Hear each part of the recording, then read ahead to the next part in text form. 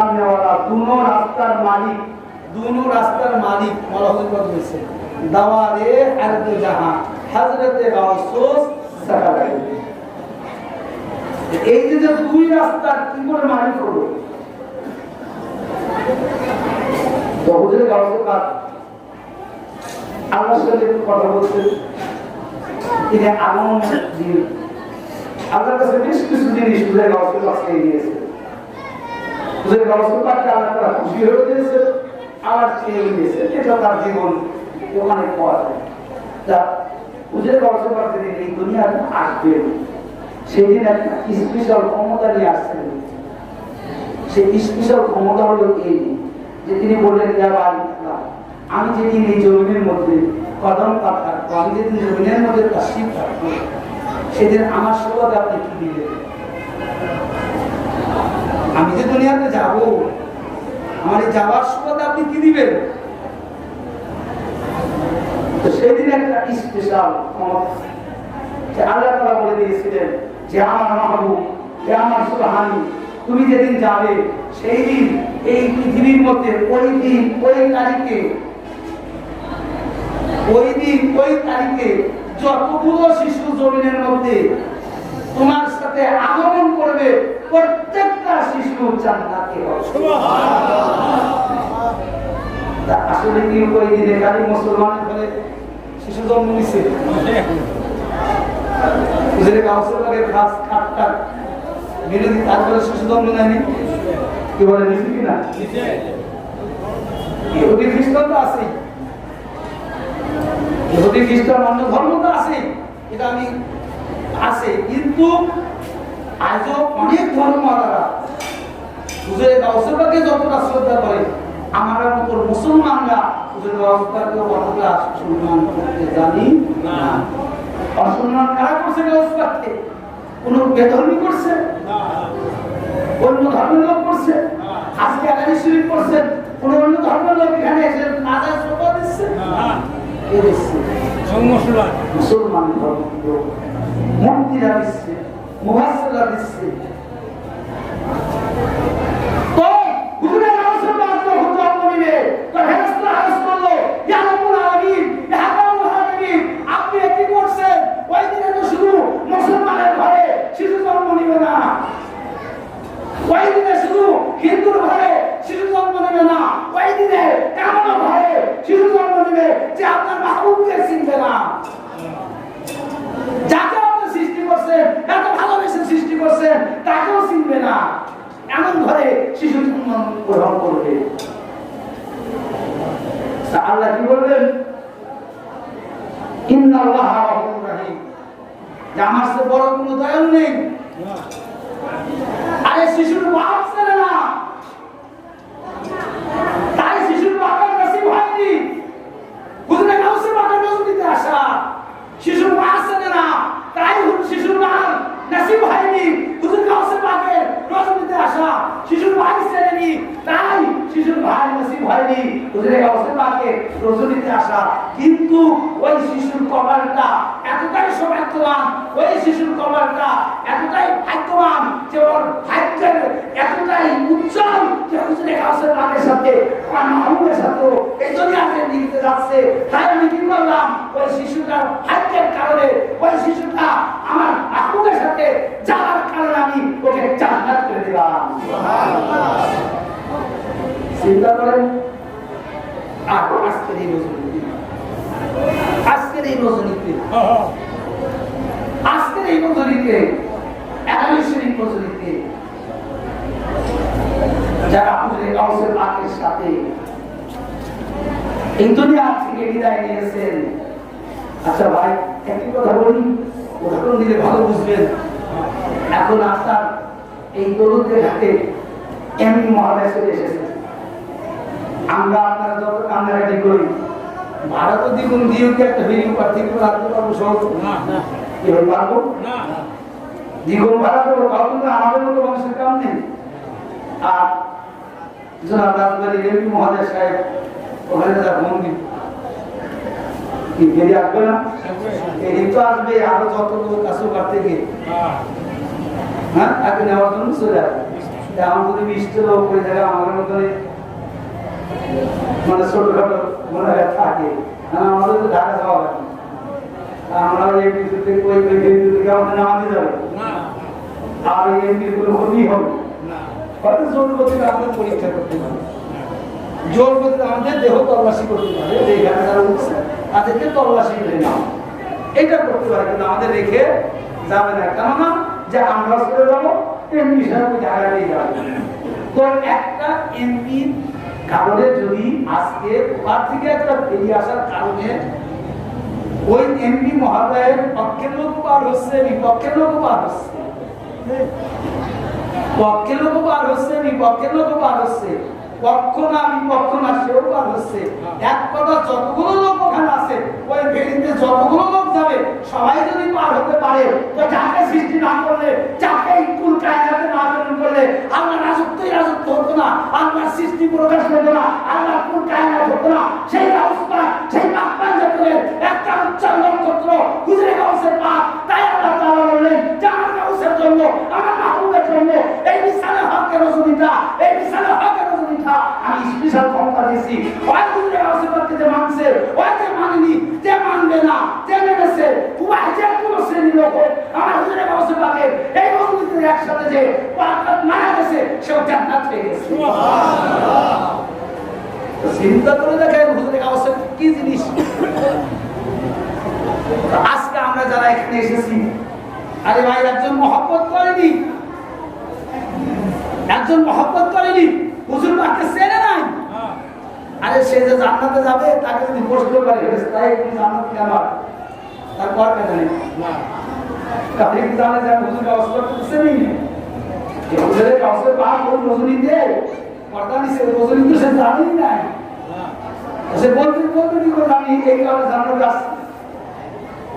আর আমরা গুনাহগার, আমাদের ভাগ্যটা কি যে আমরা জানি যে সাড়ে 10 তারিখ দিনগত রজনী,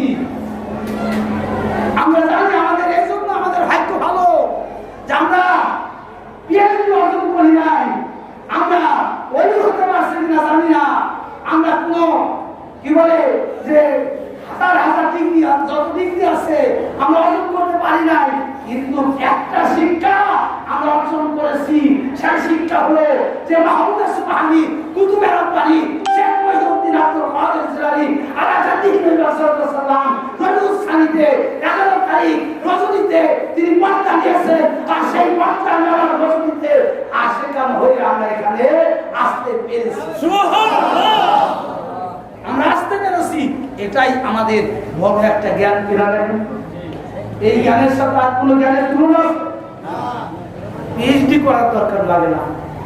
আল্লাহর জান্নাতে তো ভাই পিএইচডি দেখবে না, আল্লাহর জান্নাতে কোনো পাশে সার্টিফিকেট দেখবে না, আল্লাহর জান্নাতে যাওয়ার জন্য কোনো দুনিয়ার কোনো চাকরি কি করছেন ওরা দেখবে না, দেখবে মহব্বত। আর এই মহব্বতটা দেখবে কাদের মহব্বত, যাদের মধ্যে আল্লাহ তাআলা এই দুনিয়ার জিন্দেগিতে যাদের মধ্য দিয়ে আল্লাহর শক্তি প্রকাশ করেছেন তাদের প্রতি মহব্বত দেখবে। সুবহানাল্লাহ। এই জন্য নামাজ শরীফের মধ্যে তারা হুজুরপাক পাওয়া করে দেখেন বেহুব্বে ইবাদত হারাম হয়, বেহুব্বে ইবাদত হারাম হয়, যে কেমন ইবাদত হারাম, কার মহব্বত ছাড়া ইবাদত হারাম, যাহারে পায় যাহারে পায়ের দ্বারা আল্লাহর শক্তি এই জমিনের মধ্যে প্রকাশ পেয়েছে, যাহারে পায়ের দ্বারা আল্লাহর চেহারা এই জমিনের মধ্যে প্রকাশ পেয়েছে, যাহারে পায়ের দ্বারা আল্লাহ আছেন তা প্রকাশ পেয়েছে, সেই আহলে বাইতের মহব্বত যার হৃদয়ের মধ্যে নেই তার ইবাদত হারাম হয়, হারাম হয়, তার ইবাদত হারাম হয়। সম্মানিত ভাই উলফাত হুসাইন কি প্রত্যেকটা উম্মতি মুহাম্মাদের জন্য, প্রত্যেকটা উম্মতি মুহাম্মাদি নবীর জন্য ইমাম পাকের মহব্বত ফরজ আইন হয়।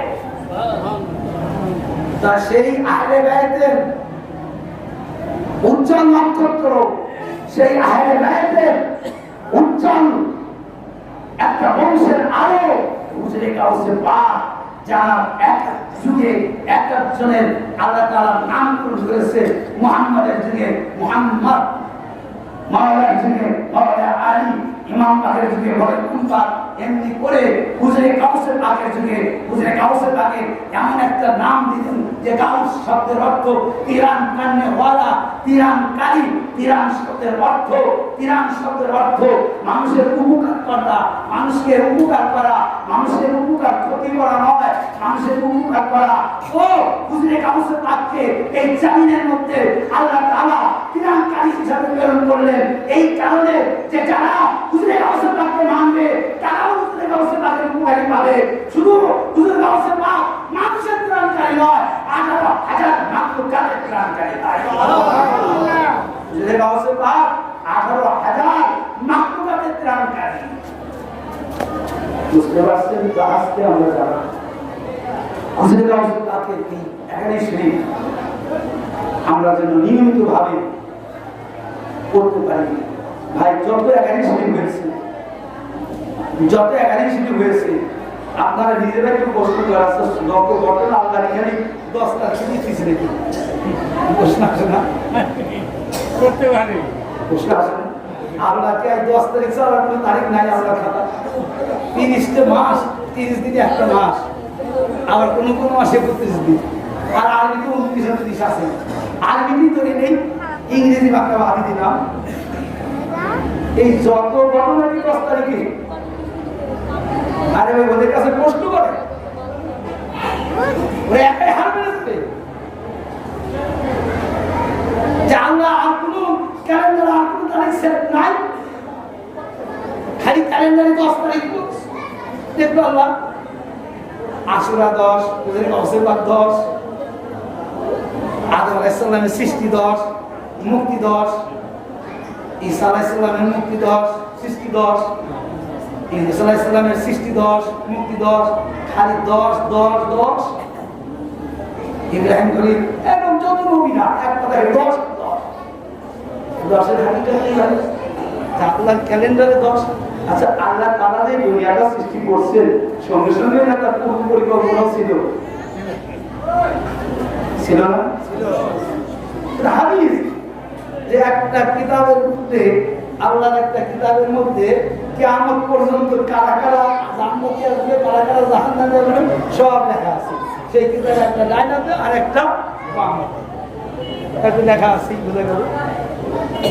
এই যে রবিউল সানি আসবে এটা আল্লাহর খাতায় ছিল না? এই যে রবিউল সানি 10 তারিখ আল্লাহর খাতায় ছিল না? মুহররম মাস আল্লাহর খাতায় ছিল না? মুহররমের 10 তারিখ আল্লাহর খাতায় ছিল না? সমস্ত কিছু আল্লাহর খাতায় পূর্বের থেকেই ছিল। আল্লাহ জানে কি হবে, পূর্বের থেকেই জানে, সেট করে রেখেছিলেন। পূর্বের থেকেই সেট করা। তো 10-এর হাকিকাত হলো এই জন্য, 10-এর মর্যাদা ওই জন্য বৃদ্ধি পেল। এই 10কে 10ই হতো না, 10 এত মর্যাদাপূর্ণ হওয়া তো দূরের কথা, এই 10 10ই হতো না, এই 10 10ই হতো না যদি 10ই মুহররম না, এই 10 10ই হতো না, এই 10 10ই হতো না। আজকের এই রজনী যদি 10 তারিখ না হতো 10ই হতো না। তো ভাই এই 10-এর হাকিকাত গুলো যেহেতু এত মর্যাদাপূর্ণ, যে একাডেমি শরীফগুলো এত মর্যাদাপূর্ণ, এই জন্য কত সুন্দর ভাবে একজন ইমাম বাদকে ভালো নাম এসে একাডেমি শরীফে নাম আসতে পারে, কিন্তু আদমকে ভালোবাসে ওই দিনে আসতে পারে। যাই হোক এই জন্য মিলাদে বা হাতের মধ্যে কাদিয়া তরিকার পীর ভাই কুঞ্জের জন্য সুন্দর একটি সুসংবাদ দিয়ে গেলেন যে পাদের ইয়া বুলন্দ কিসমত আয় মাঝে খানে সাহেব লাইক আয়, যে কাদিয়া তরিকার সেই পীর যিনি বর্তমান জামানার ইমাম, যিনি আমার মাওলা, তিনি হলেন লাইক প্রাপ্ত। তিনার মধ্যে সেই জাদ্দে গাউস, তিনার মধ্যে সেই গাউস পাকের ক্ষমতা, তিনার মধ্যে সেই গাউস পাকের ত্রাণকর্তা রয়েছে। তার সিগনেচার ছাড়া কোনো অলি হতে পারবে না, কোনো পীর হতে পারবে না। সুতরাং আমরা সেই তরিকার মুরিদ হয়েছি, সেই কাদিয়া তরিকার বাইরে হওয়ার মতো সৌভাগ্য যে আমাদের হয়েছে, এর চেয়ে বড় পাওনা আর আমাদের নেই। আল্লাহ রাব্বুল আলামিন আমাদের সবাইকে 5 ওয়াক্ত নামাজ শরীয়ত মোতাবেক সালাত তৌফিক প্রদান করুন, সবাই বলুন আমিন।